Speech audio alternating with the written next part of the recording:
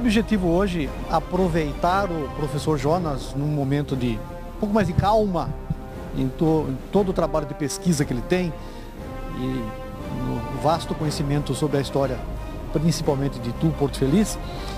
Ele reedita este livro, que muito interessante a ideia dele, porque a primeira edição chamou-se Araritaguaba, o Porto Feliz. Nesta segunda edição, a cidade e o rio, ele manteve o Araritaguaba. Bacana aquilo que você disse, porque a primeira edição foi em 79 e não tinha Google para pesquisar.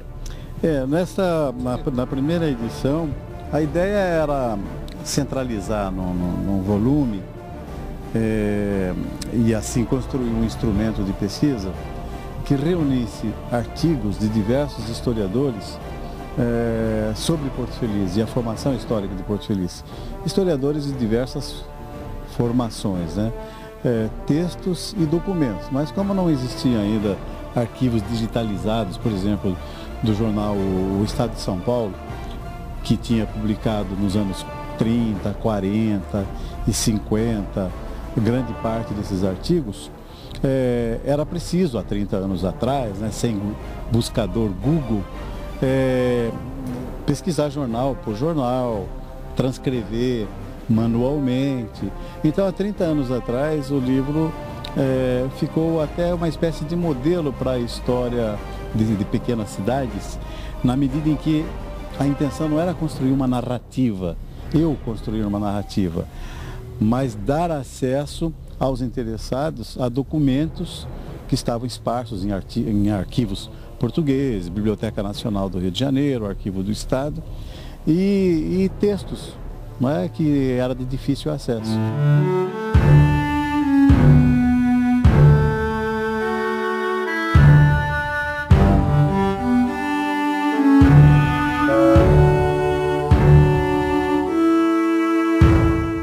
O que mais ficou difícil lá, sem o Google, como a gente falou, o acesso a todas essas informações. Porque o que mais dificultou para você? Porque eu imagino que você teve que ir em muitos lugares para formatar o livro. Olha, era ao mesmo tempo difícil se pesquisar há tempos atrás, quando não existiam arquivos digitais, índices publicados, era difícil, mas prazeroso, né? Então, olhando para trás, posso dizer que foi extremamente prazeroso e muito proveitoso mergulhar naquelas coleções do Estadão, né? De jornal por jornal dos anos 30, anos 40, anos 50. E também muito prazeroso viajar para o Rio, no Arquivo Nacional, na Biblioteca Nacional do Rio de Janeiro, e também em arquivos portugueses, como na Biblioteca de Évora, em Portugal, para levantar os relatos monçoeiros, que há alguns já publicados, né, e outros inéditos, para reunir essa documentação e tornar o acesso a essa documentação fácil para estudantes e interessados em geral. E o livro, na época, fez um certo sucesso, teve uma edição grande naquele momento, não é? E 30 anos depois, alguns estudantes e professores de Porto Feliz me fazem essa surpresa ao encabeçar um projeto de reeditar o livro, né, atualizando alguns dados, reeditá-lo e recuperar o título original que, aliás, foi dado por um jornalista do Estadão, o saudoso Hélio Damante, né, ele que tinha dado esse título. Então, o livro é publicado agora com o título que aparece só pela metade na primeira edição. A primeira edição, Araritaguaba, o Porto Feliz, e agora a cidade e o rio, Araritaguaba, o Porto Feliz. Muito gostoso de dizer, inclusive, a cidade e o rio.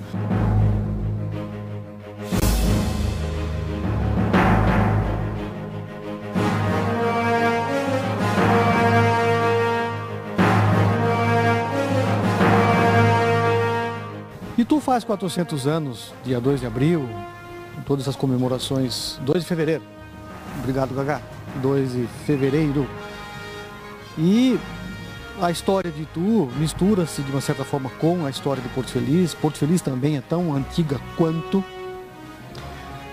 fala o teu livro, esses registros dessa proximidade histórica entre as duas cidades?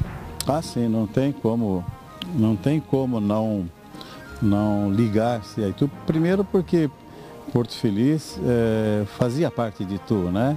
Então, nesse período que vai desde o primeiro a ocupação do território, no finalzinho do século XVI, a criação da Capela de Domingos Fernandes em 1610, que é a data redonda que se comemora agora no dia 2 de fevereiro, até a criação da Vila de Porto Feliz, que é um status que lhe dá autonomia, né, em 1797, até então Porto Feliz compartilhou a mesma história, né? É a partir de 13 de outubro de 1797 que Porto Feliz começou a ter sua vida autônoma com a criação da Vila de Porto Feliz, né? Então, essa comemoração de 400 anos diz respeito também a Porto Feliz.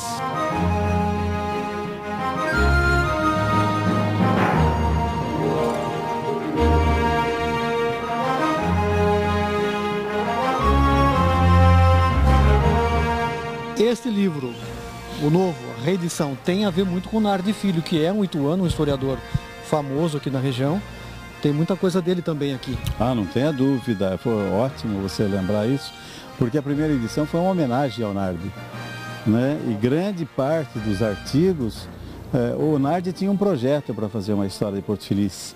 Existe até uma correspondência do Nardi com o prefeito, o velho Pedro Morro, um professor e sábio de Porto Feliz, foi o revisor de algumas dos escritos do Nardi, né, naquela intenção de se publicar um livro. A intenção acabou morrendo por razões que eu desconheço, não é? Algumas devem estar ligadas a questões financeiras para fazer uma edição, não é? Então, a primeira edição recuperou alguns desses artigos que o Nardi tensionava reunir num volume, não é? Então, a primeira edição foi um volume e uma homenagem ao grande cronista e historiador ituano Francisco Nardi Filho.